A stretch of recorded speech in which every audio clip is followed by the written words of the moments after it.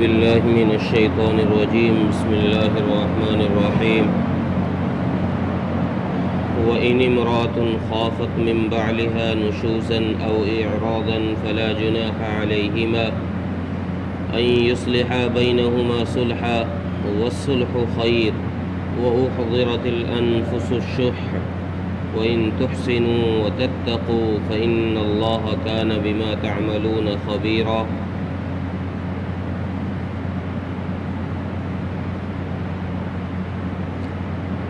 پچھلی آیت میں ان یتیم عورتوں اور یتیم بچوں کا ذکر کیا گیا جن کے ساتھ زمانہ جاہلیت کے اندر ظلم ہو رہا تھا.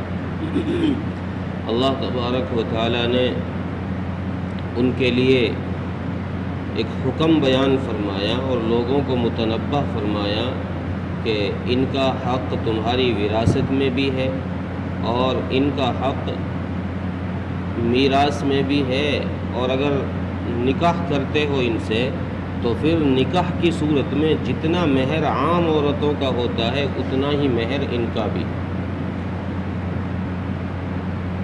مہر میں بھی برابری کا حق ہے اور وراثت میں بھی برابری کا حق ہے. اب ان آیتوں کے اندر آگے اللہ تبارک و تعالیٰ نے ازدواجی زندگی کے اس پہلو کا، تلخ پہلو کا ذکر کیا ہے جو معاشرے کے اندر ہر کسی جوڑے کے ساتھ کبھی نہ کبھی زندگی میں پیش آ جاتا ہے. اور اس کو رنجش کہتے ہیں کہ میاں بیوی میں کبھی نہ کبھی ان کی زندگی کے اندر ایسے حالات آ جاتے ہیں کہ آپس میں دونوں میں جھگڑا پیدا ہو جاتا ہے، نا اتفاقی ہو جاتی ہے. چونکہ قرآن قیامت تک کے لیے ہے اور قرآن نے ہر اس بیماری کا حل نکالا ہے، اللہ تبارک و تعالیٰ نے ہر اس بیماری کا حل بتایا ہے جو بیماری امت کے اندر پیدا ہونے والی ہے یا پیدا ہو چکی ہے. ہر پریشانی کا حل، ہر مسئلے کا حل قرآن نے نکالا ہے. تو یہ بھی ایک بہت بڑا مسئلہ ہے اور یہ ایک ایسا سنگین مسئلہ ہے کہ اگر وقت رہتے اس کا علاج نہ کیا گیا، وقت رہتے اس کا علاج نہ کیا گیا اور صحیح نس پر ہاتھ نہیں رکھا گیا تو یہ ایسا روگ ہے کہ اتنا بڑھتا ہے کہ خاندان کے خاندانوں میں قتل و قتال کی نوبت آ جاتی ہے. اور اگر اس بیماری کے صحیح نس پر ہاتھ رکھا جائے تو اس کا علاج بھی آسانی سے ہو جاتا ہے. قرآن کریم نے ایک ایسی شکل تجویز کی ہے ان جوڑوں کے لیے جن کے آپس میں نا اتفاقی ہو جاتی ہے، دشواری ہو جاتی ہے.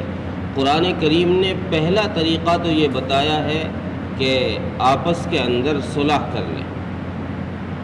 یہ بڑی چیز قرآن نے کہی ہے کہ جب بھی تم میں نا اتفاقی ہو، میاں بیوی میں جب بھی جھگڑا ہو تو یہ اس کو اپنے اندر ہی اندر نمٹا لیں، یعنی تیسرے آدمی کو اس میں شامل نہ کریں کہ فلاں کو بلاؤ جی وہ صلح کروائے گا، بچولیا کو بلاؤ، اس کو بلاؤ وہ فیصلہ کروائے گا. قرآن نے ان یصلحا بینہما صلحا کہہ کر اس طرف اشارہ کیا ہے کہ یہ میاں بیوی کی راز کی باتیں ہیں، اندر کی باتیں باہر کسی کو نہ پتہ چلے، اس لیے یہ دونوں ہی آپس میں صلح کر لیں.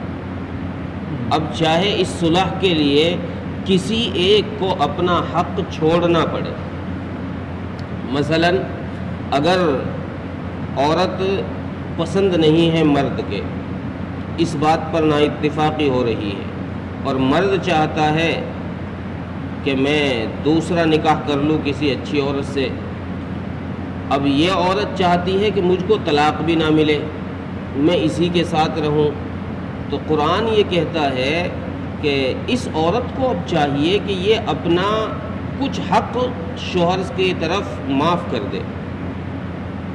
یعنی جیسے خرچہ ہو گیا، نان و نفقہ میں کمی کر دے. بھئی تم مجھے پہلے ماہانہ 3,000 دیتے تھے، اب تم 2,000 دے دیا کرو. چلو طلاق مت دو مجھے رہنے دو یہیں گھر میں، لیکن نان و نفقہ میں کمی کرتی ہوں، 1,000 میں معاف کرتی ہوں اپنی طرف سے.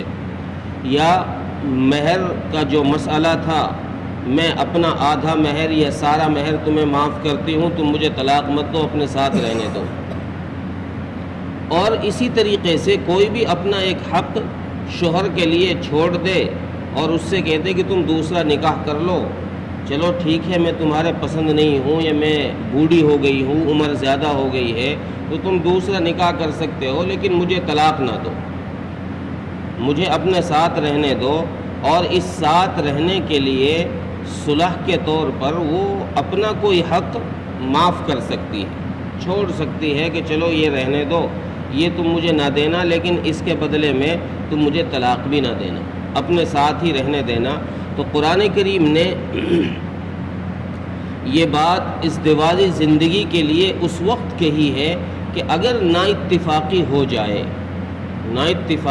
جائے تو پھر اس صورت میں صلح ہی ایک بہتر آپشن ہے. آپس کے اندر صلح کر لینا یہی ایک بہتر آپشن ہے. ورنہ اگر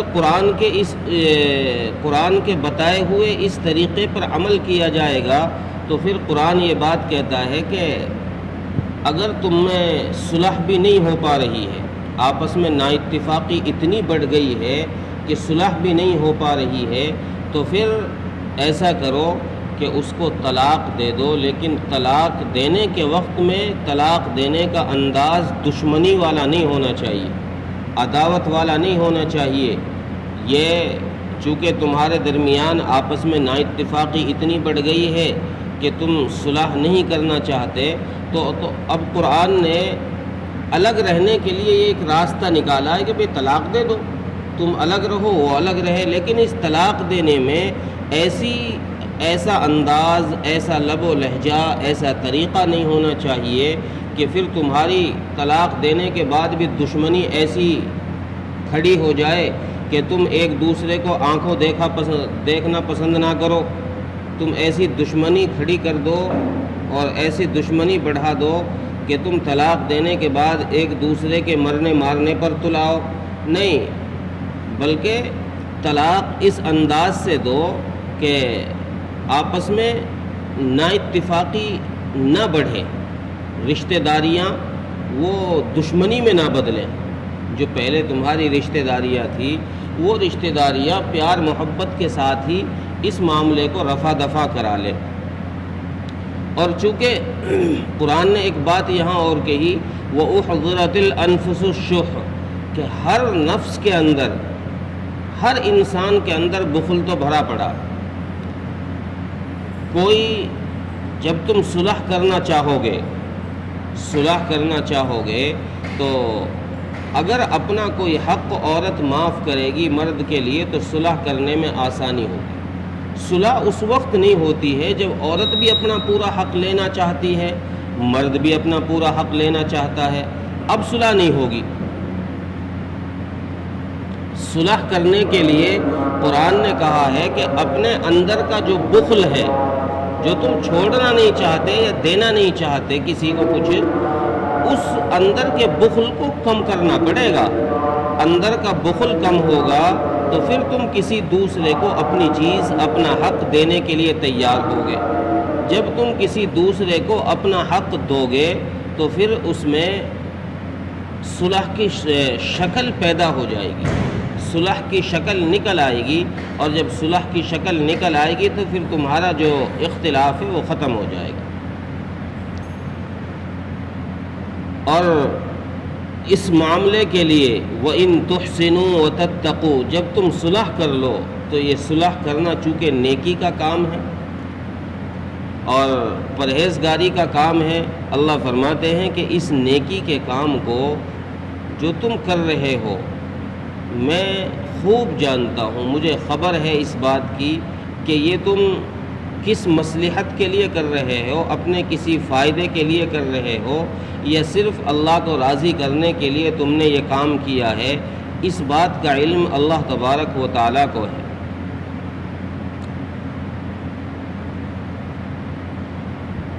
ترجمہ دیکھیں، وَإِنِ امْرَأَةٌ خَافَتْ مِنْ بَعْلِهَا نُشُوزًا أَوْ إِعْرَاضًا، اور اگر کسی عورت کو ڈر ہو اپنے شوہر کی طرف سے زیادتی کرنے اور یا اعراض کرنے سے، بے رغبتی سے، یعنی مجھ سے بات ہی نہیں کرے گا وہ، فَلَا جُنَاحَ عَلَيْهِمَا أَن يُصْلِحَا بَيْنَهُمَا صُلْحًا، تو کوئی حرج کی بات نہیں ہے ان دونوں کے لیے کہ وہ آپس میں ایک دوسرے سے صلح کر لیں۔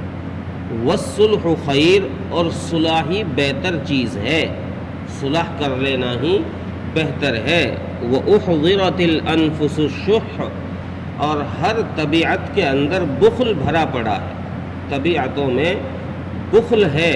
وَإِن تُحْسِنُوا وَتَتَّقُوا، اور اگر تم نیکی کرو اور تقوی اختیار کرو گے تو فَإِنَّ اللَّهَ كَانَ بِمَا تَعْمَلُونَ خَبِيرًا، بے شک اللہ تبارک و تعالی تمہارے کاموں سے باخبر ہے، یعنی اللہ جانتے ہیں جو تم کرتے ہیں۔ اللہ تعالیٰ ملک توفیق عطا فرمائے۔